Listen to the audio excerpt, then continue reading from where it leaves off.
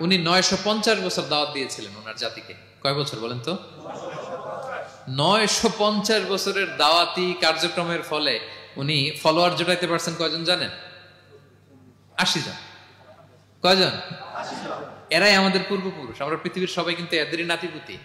এই 80 জনকে নিয়ে উনি নৌকার উপর উঠছিলেন, কিস্তির উপর, আর বাকিটা তো মহাপ্লাবন দিয়ে আল্লাহ ধ্বংস করে দিয়েছেন। ওই 80 জন আবার জমিনে এসে জমিন আবাদ করা শুরু হলো, ওখান থেকে পৃথিবীর সকল মানুষ। সুবহানাল্লাহ। উনি বলেন, ক্বালা রাব্বি ইন্নী দাআউতু কওমি লাইলান ওয়া নাহারা। আল্লাহ, আমি দিন রাত এক করে আমার জাতি গোষ্ঠীকে দাওয়াত দিয়েছি।